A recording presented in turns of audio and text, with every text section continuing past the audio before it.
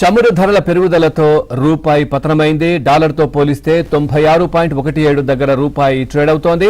అటు దేశీయ స్టాక్ మార్కెట్లు భారీ నష్టాల్లో కొనసాగుతున్నాయి. సో మార్కెట్ కి సంబంధించి మరింత విశ్లేషణ అందించడానికి మనతో పాటు ఉన్నారు అనిల్ గారు. అనిల్ గారు నమస్కారం. హలో. నమస్తే.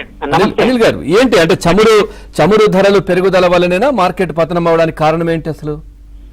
మార్కెట్ పతనానికి ఒకటి చమురు ధరలు, ఇంకొకటి ఏంటంటే ప్రపంచంగా ఇప్పుడు మనకన్నా ముందు ఏషియన్ మార్కెట్లన్నీ కూడా యుద్ధానికి ఈ వీకెండ్ వరకు ఏదో ఒక క్లారిటీ వస్తుంది అనుకున్నాం. ఇది ట్రంప్ చైనా యొక్క టాక్స్ తర్వాత క్లారిటీ ఇంకా ఏమీ రాలేదు. అనిశ్చితి అలాగే కొనసాగుతుంది. యుద్ధం ఇంకా కొన్ని రోజులు కంటిన్యూ చేసే అవకాశం ఉంది.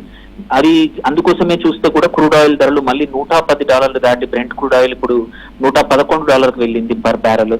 ఇది అనేది మనకి చాలా ఇబ్బందికరమైన విషయం. అందుకోసమే ఈ క్రూడ్ ఆయిల్ వల్ల ధరలు పెరిగినప్పుడు ఏంటంటే మన రూపాయి పతనం అనేది డైరెక్ట్ గా ఇంపాక్ట్ అవుతోంది. ఎందుకంటే మనకు ఎక్కువగా ఇంపోర్ట్ చేసుకుంటాం కాబట్టి. సో అందుకే ఇవాళ ఫస్ట్ టైం మనం $96 కూడా క్రాస్ చేసేసాము. సో ఇది ఇలాగే క్రూడ్ ఆయిల్ ధరలు గిట్ట 111 నుంచి 120, 125, 130 వరకు కూడా వెళ్లే అవకాశాలు ఉన్నాయి. నిజంగానే ఇంకా యుద్ధం ఎస్కలేట్ అయిందంటే, ఎందుకంటే ఇన్ని రోజుల నుంచి అక్కడ నుంచి ఎటువంటి ఆయిల్ షిప్మెంట్స్ పెద్దగా రావట్లేదు. అందుకే ప్రపంచవ్యాప్తంగా వేరే కంట్రీ సప్లై చేస్తున్నా సఫిషియెంట్ గా సరిపోవట్లేదు.